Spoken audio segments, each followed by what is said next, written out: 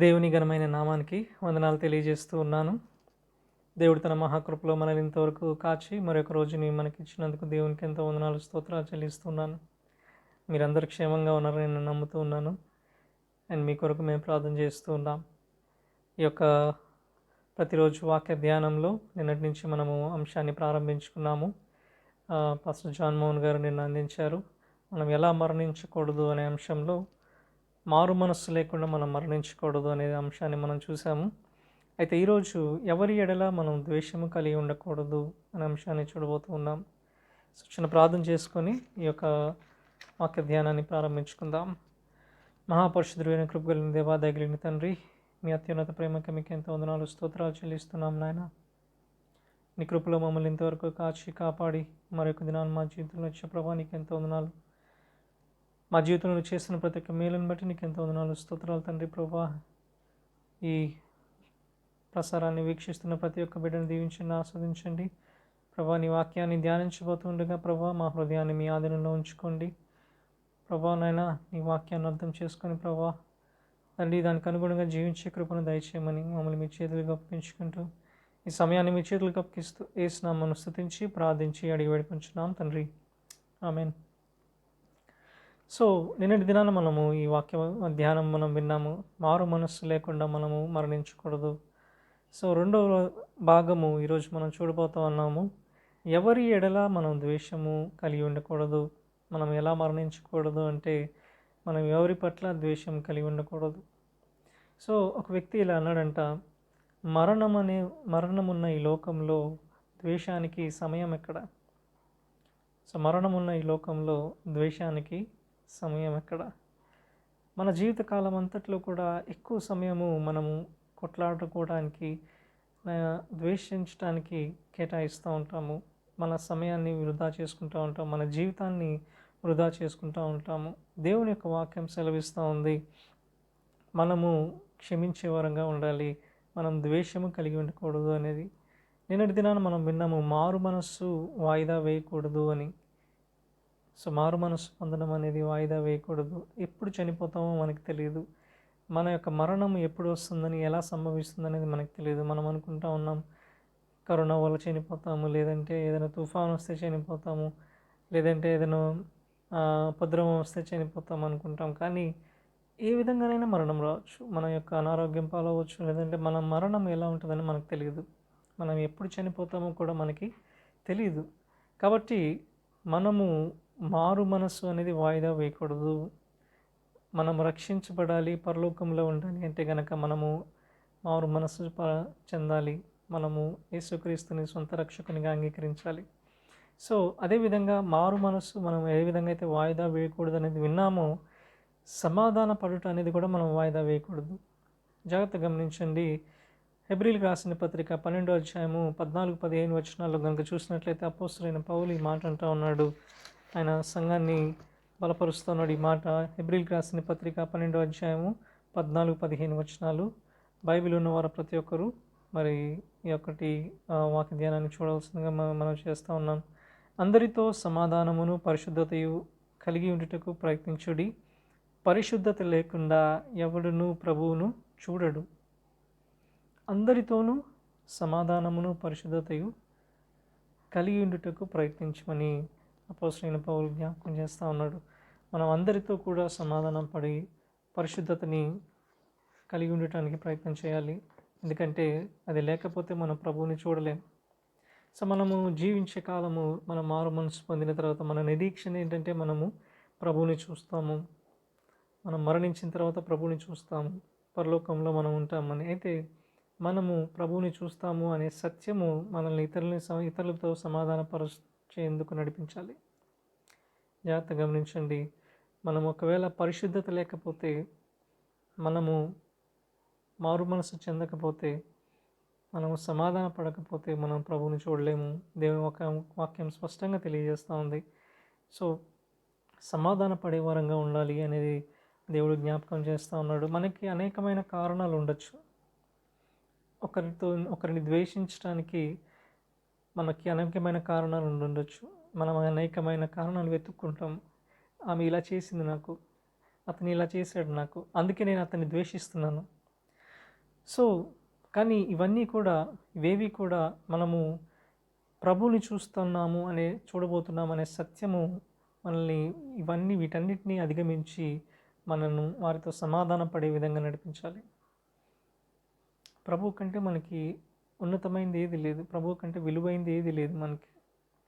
So మనం ఎప్పుడు చనిపోతామో తెలియని ఇటువంటి జీవితం జీవించే మనము మరణానికి సిద్ధపడి, అంటే దేవుని చూస్తాము అనే సత్యమును గుర్తెరిగి అటువంటి గ్రహింపుతో మనము జీవించే వరంగా ఉండాలంటే మనము సమాధాన పడే వరంగా ఉండాలి, క్షమించే వరంగా ఉండాలి. ఎవరి పట్ల మనం ద్వేషమును కలిగి ఉండకూడదు అనేది దేవునికి వాక్యం సెలవిస్తూ ఉంది. మత్తయి సువార్త 5వ అధ్యాయం 23-24 వచనాలు మనం చూసినట్లయితే యేసుప్రభు అంటున్నాడు, బలిపీఠం వద్దకు వచ్చే ముందు మీరు మీ సహోదరునితో ఏదైనా విభేదం ఉంటే కనుక ముందు సమాధాన పడమంటున్నాడు. సో మనం ప్రభువు దగ్గరికి వెళ్ళాలంటే, ప్రభు సన్నిధిలోకి మనం వెళ్ళాలంటే కనుక మనము ముందుగా సమాధాన పడాలి. బలిపీఠం వద్దకు బలిపీఠం అంటేనే దేవుని సన్నిధి. సో దేవుని సన్నిధికి వెళ్ళే ముందు మనము ఎవరితోనైనా విభేదం ఉందేమో చూసుకొని సమాధాన పడమని యేసు ప్రభు చెప్తా ఉన్నాడు. సో జాగ్రత్తగా గమనించండి, మనం క్షమించే వారంగా ఉండాలనేది దేవుని యొక్క ఆశ. యేసు ప్రభు ఆయన తన జీవితంలో మాదిరిని చూపించాడు. సో యేసు ప్రభు శిలువ మీద ఉన్నప్పుడు ఆయన చెప్పిన మొదటి మాట ఏంటంటే, తండ్రి వీరేమి చేయుచున్నారో వీరు ఎరుగరు కనుక వీరిని క్షమించు. సో అంటే తనని హింసించిన వారిని కూడా యేసు ప్రభు క్షమించగలిగే హృదయాన్ని కనపరిచాడు, క్షమించాడు. సో మన జీవితంలో మనం ఏ విధంగా ఉంటూ ఉన్నాము, మనల్ని ద్వేషించే వారిని ఏ విధంగా మనము చూస్తూ ఉన్నాము, మన పట్ల తప్పు చేసిన వారిని మనం ఏ విధంగా చూస్తూ ఉన్నాము, ఎవరైనా మనకి ఏదైనా హాని చేసినా లేదంటే మనల్ని వెన్నుపోటు పొడిచినా కానీ వారి పట్ల ఒక చేదు హృదయాన్ని కలిగి ఉంటాం. మనని క్షమించలేని స్థితిలో ఉంటాం. కానీ యేసు ప్రభు అట్లా చేయలేదు.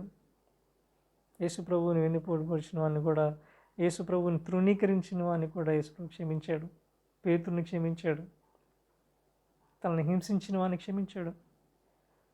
అంతెందుకు మనల్ని క్షమించాడు. మనం ఆ ప్రేమకు అర్హులం కాదు. అనేక సార్లు దేవునికి వాగ్దానం చేశాం, ప్రభువా నేను నీతో పాటే ఉంటాను, ప్రభువా నేను నిన్నే వెంబడిస్తానని. కానీ మళ్ళీ లోకంలో పడిపోతాం. కానీ ఆయన కృపచేత మనల్ని క్షమిస్తూ ఉన్నాడు, మనకి ఇంకొక అవకాశాన్ని ఇస్తూ ఉన్నాడు. మీ గురించి అయితే తెలియదు, కానీ నేను అనేక సార్లు అనుకున్నాను, అనేక సార్లు నేను లోకం వైపు చూస్తూ ఉన్నాను, కానీ దేవుడు నన్ను ప్రేమించాడు, దేవుడు మరి ఒక అవకాశాన్ని ఇచ్చాడు. సో గమనించండి, మనం క్షమించే వరంగా ఉండాలి. మనం ఏ విధంగా క్షమాపణను పొందుకున్నాము దేవుని నుండి, మనము ఇతరులకి ఆ క్షమాపణ అందించాలి. ఎవరి పట్ల మనం ద్వేషాన్ని కలిగి ఉండకూడదు అనేది దేవుని యొక్క వాక్యము జ్ఞాపకం చేస్తూ ఉంది. అదేవిధంగా మన స్టెఫన్ జీవితాన్ని మనం చూస్తాం. స్టెఫన్ చనిపోయేటప్పుడు స్టెఫన్ని రాళ్లతో కొడుతూ ఉండగా ఊహించుకోండి. ఎవరైనా మీరు ఆ స్థితిలో ఉండి ఆలోచన చేయండి, మిమ్మల్ని రాళ్లతో కొడుతూ ఉంటే మీరు ఆ మాట అనగలరా? వీరేం చేస్తున్నారో వీరికి తెలియదు. జాగ్రత్తగా గమనించండి, మనకి దేవుని యొక్క వాక్యంలోనే మంచి మాదిరి మనం చూస్తూ ఉన్నాము, ఏ విధంగా మనం క్షమించే వరంగా ఉండాలి అనేది.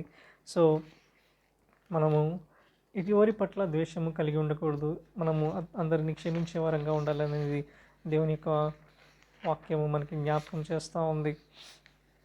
సో హెబ్రీయులకు రాసిన పత్రిక 12వ అధ్యాయం 22-23 వచనాలు మనం చూస్తాము. మనం పరలోకమందు సమస్త పరిశుద్ధుల యొక్క జ్యేష్ఠుల సంఘమై ఉన్నాము.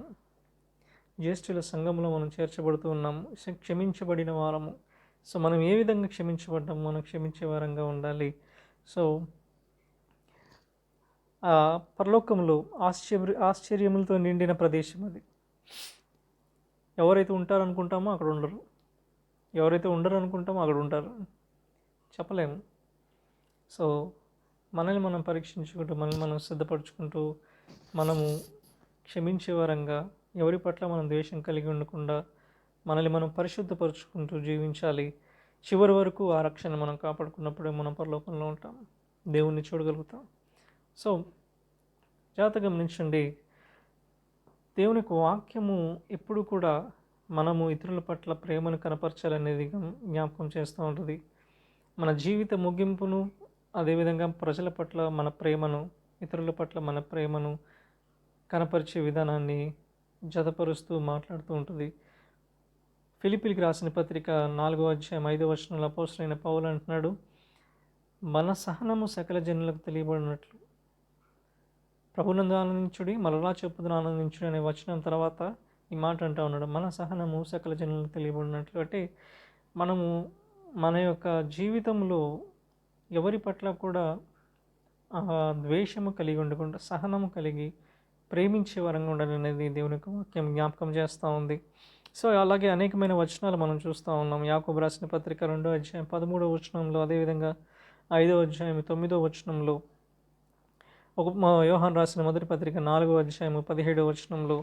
సో ఒకసారి ఆలోచన చేయండి. జీవితం ముగింపునందు చాలాసార్లు అనుకుంటూ ఉంటాము, చాలామంది అనుకుంటారు, నేను ఇంకా ప్రజల్ని ఇంకొంచెం ఎక్కువగా ప్రేమించి ఉంటే బాగుండేది, ఎక్కువగా ప్రేమించి ఉండాల్సింది.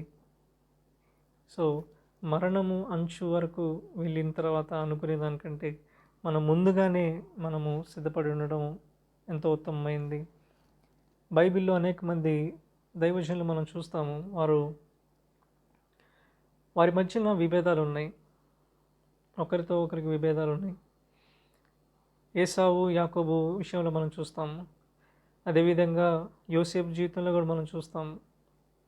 కానీ వారి జీవితాంతంలో, లేదంటే వారి జీవితంలో ఒక సమయంలో వారు సమాధాన పడ్డారు. ఏసావుతో యాకోబు సమాధాన పడ్డాక చొరవ తీసుకున్నాడు.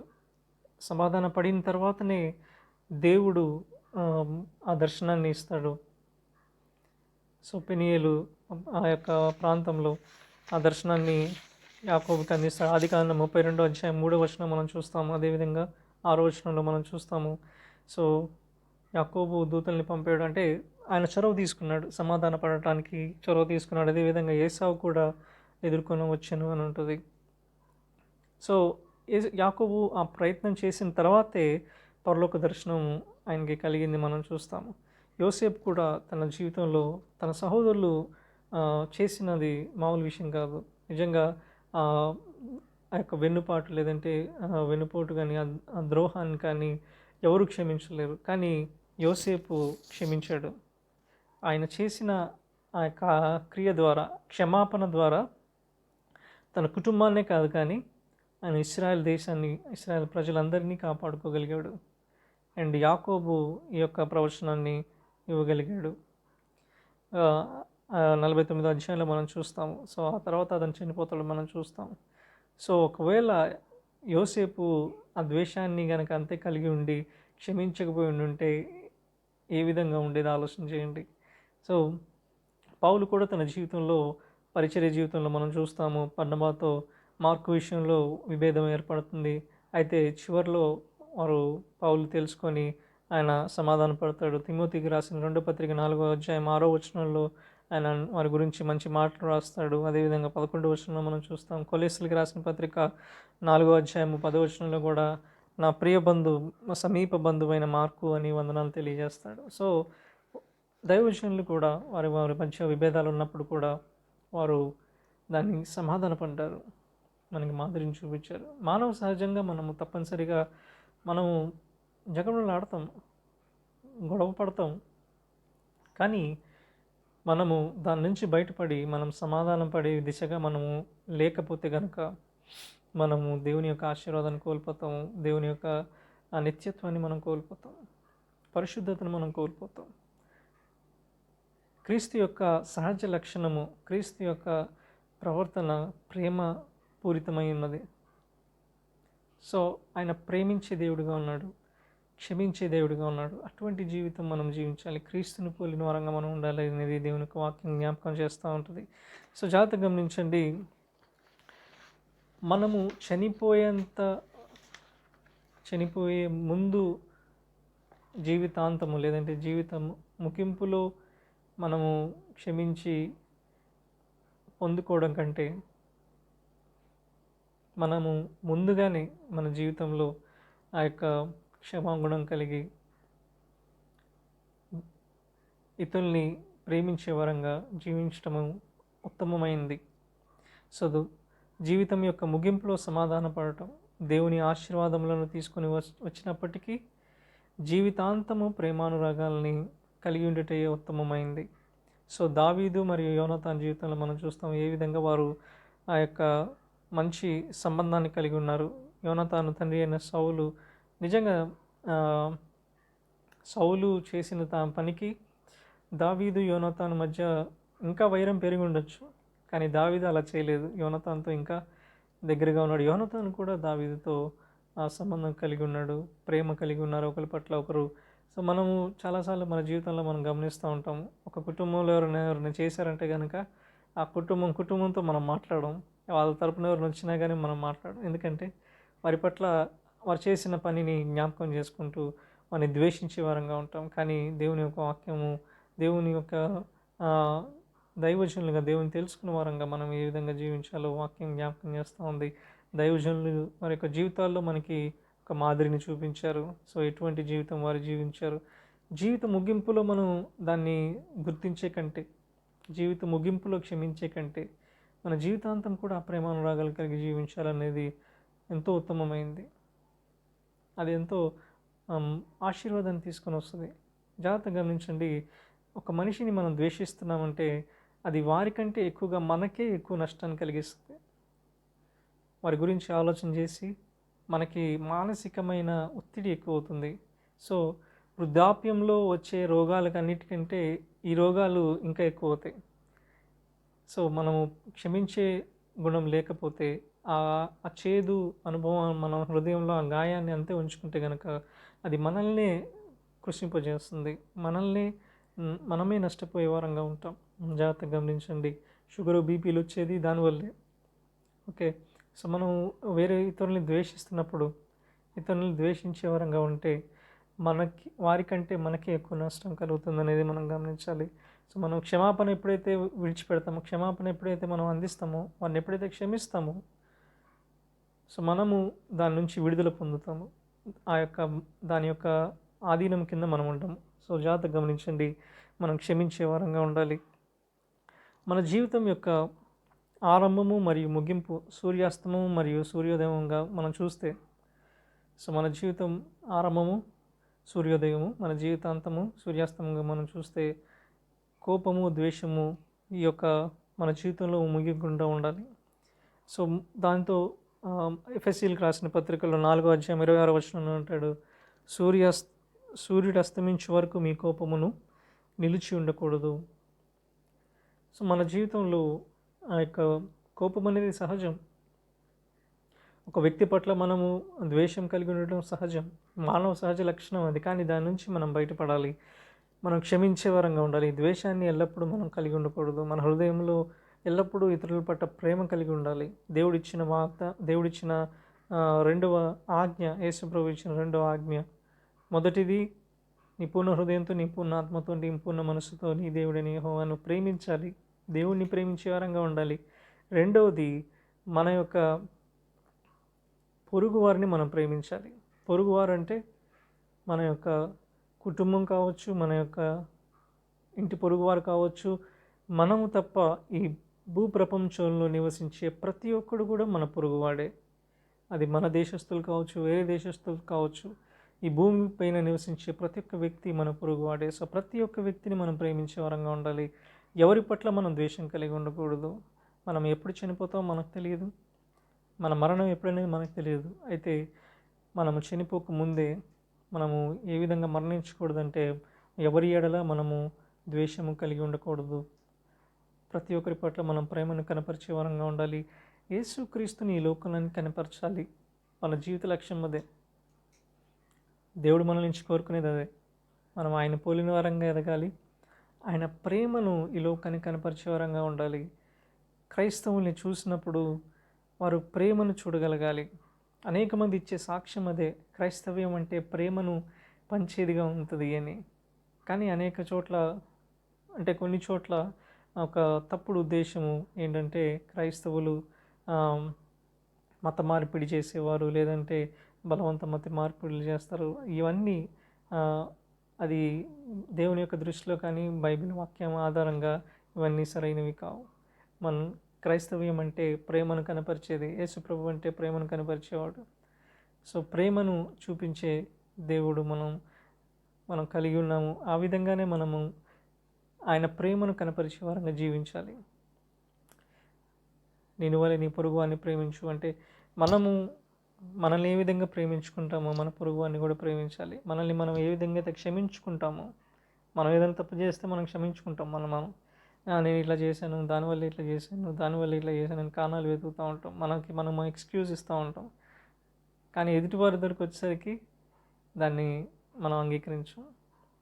సో మనల్ని ఏ విధంగా అయితే మనం క్షమించుకుంటామో మనం ఇతరులను కూడా క్షమించాలి. మనల్ని మనం ఏ విధంగా ప్రేమించుకుంటామో ఇతరుల్ని ప్రేమించే వరంగా ఉండాలి. ఎవరి పట్ల మనం ద్వేషం కలిగి ఉండకూడదు. మనం ఏ విధంగా చనిపోకూడదు అంటే ఎవరి పట్ల మనం ద్వేషము కలిగి ఉండి చనిపోకూడదు. ఎవరి పట్ల మనం ద్వేషం కలిగి ఉండకూడదు. మన జీవితంలో ప్రేమను కనపరిచే వరంగానే ఉండాలి. సమాధాన పడుటకు వేగిరపడే వరంగా ఉండాలి.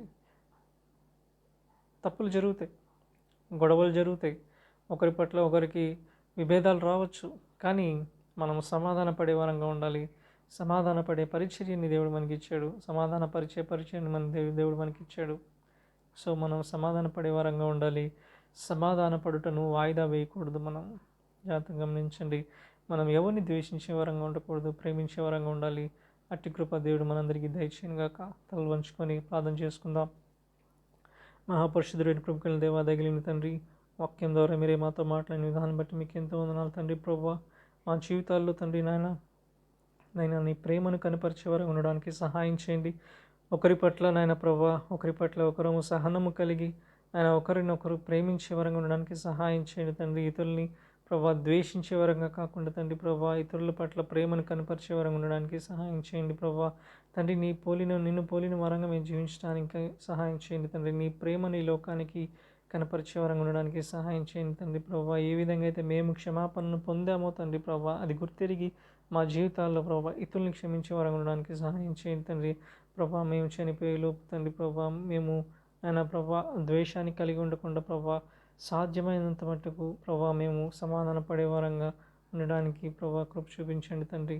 ఎవరి పట్ల మేము ద్వేషం కలిగి ఉండకుండా నాయన ప్రేమించే వరంగా ఉండడానికి సహాయం చేయండి తండ్రి ప్రభా. నీ వాక్యములు ఇంకా బలంగా ఎదుగుతూ తండ్రి ప్రభా ఆయన నిన్ను పోలి మేము జీవిస్తున్నాయన నీవు వచ్చినప్పుడు తండ్రి నిన్ను సిగ్గులేని మొహంతో ఎదుర్కొనే కృపను దయచేయమని ప్రభా నాయన తండ్రి నీ కృపలో మమ్మల్ని భద్రపరిచి నడిపించి ఘనత మహిమ మీరే పొందమని ప్రభా నాయన మరి ఒకసారి ఈ యొక్క కరోనా వ్యాధితో నాయన ప్రభా బాధపడుతున్న ప్రతి ఒక్క బిడ్డని నాయన జ్ఞాపకం చేసుకుంటున్నాను తండ్రి. నీ గాయపడిన హస్తంతో ముట్టి సంపూర్ణ స్వస్థత విడుదల దయచేయండి తండ్రి ప్రభా. నీ ప్రియ బిడ్డలందరినీ ప్రభా నీ సంఘమును నాయన తండ్రి ప్రభా నీ కాపుదల భద్రతలో ఉంచమని ప్రార్థిస్తున్నాను తండ్రి ప్రభా. నాయన మీరే కృప చూపించండి. ఎవరికైతే ఎటువంటి అవసరత అక్కర ఉందో ప్రభా యేసునామములో వారందరి అవసరతను అక్కరను తీర్చమని ప్రార్థిస్తున్నాం తండ్రి. ఆహారం లేకుండా అలమటించే ప్రతి ఒక్క బిడ్డను జ్ఞాపకం చేసుకున్నాం తండ్రి. వారికి ఆహారాన్ని అందించమని ప్రార్థిస్తున్నాం తండ్రి. నాయన మీరు కృప చూపించండి. సంఘమును లేవనెత్తమని ప్రభా ఈ సమయంలో సంఘము ఒక నిరీక్షణగా ఉండడానికి సహాయం చేయండి. ఈ లోకమునకు ఒక వెలుగుగా ఉండడానికి సహాయం చేయండి తండ్రి. నీ ప్రేమని లోకానికి కనపరిచేవారు ఉండడానికి సహాయం చేయమని నీ కృపలో మమ్మల్ని భద్రపరిచి నడిపించి ఘనత మహిమ మీరే పొందమని మమ్మల్ని అందరినీ మీ చేతులు అప్పగించుకుంటూ యేసు నామమును స్తుతించి ప్రార్థించి అడిగి వేడుకొంచున్నాం తండ్రి. ఆమేన్. మీ అందరికీ వందనాలు వాక్యం విన్నందుకు. అదేవిధంగా మరి ఇంకొక 8 రోజులు ఈ యొక్క వాక్య ధ్యానం ఉండబోతుంది. సో దయచేసి ఎవరు ఈ యొక్క అవకాశాన్ని పోగొట్టుకోవద్దు. ప్రతిరోజు ఈ యొక్క వాక్య ధ్యానాన్ని వినండి అండ్ మీ యొక్క స్నేహితులకి దీని గురించి తెలియచేయండి, షేర్ చేయండి. మీకు ఏదైనా అనుమానాలు ఉన్నా లేదంటే మీ అభిప్రాయాలని కమెంట్స్లో తెలియజేయండి. తప్పకుండా సబ్స్క్రైబ్ చేయండి. అండ్ ఈ వాక్య ధ్యానాలు మీకు ఏ విధంగా సహాయపడుతున్నాయి అనేది మాకు తెలియజేయమని మిమ్మల్ని అందరినీ మనవి చేస్తూ ఉన్నాను. మీరందరూ క్షేమంగా ఉండండి అండ్ జాగ్రత్తగా ఉండండి. మీ కొరకు మేము ప్రార్థన చేస్తున్నాం. ధన్యవాదాలు. Thank you so much.